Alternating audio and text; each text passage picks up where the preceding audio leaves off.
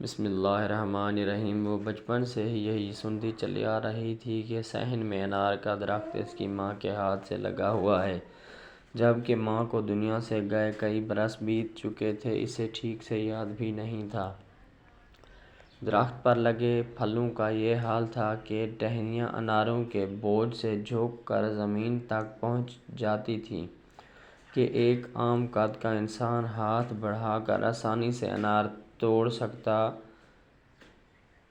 تھا۔ ماں کے چلے جانے کے بعد گھر کا نظام بھابھی نے سنبھالا۔ ایک مرتبہ اس کے شوہر نے بیوی سے فرمائش کر ڈالی کہ بیگم، سنا ہے آپ کے گھر جو انار لگے ہیں بہت ذائقہ دار ہیں، چند انار توڑ توڑ کر لائیں، ہم بھی چکھیں۔ اگلے ہی دن وہ ماں کے گھر گئی اور چپکے سے چند انار توڑے اور اپنے پرس میں چھپا لیے۔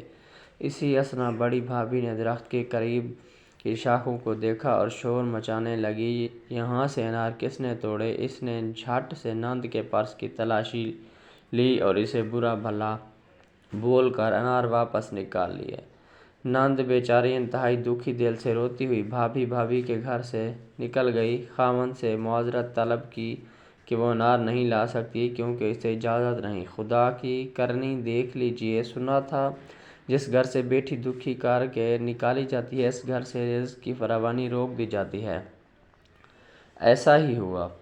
انار جو پھلوں کے بوجھ سے جھک جاتا تھا، اگلے برس اس نے نہ صرف پھل دینے سے انکار کر دیا بلکہ درخت کی جڑوں میں ایسے کیڑے پڑ گئے جو زمین میں پھیلنا شروع ہو گئے۔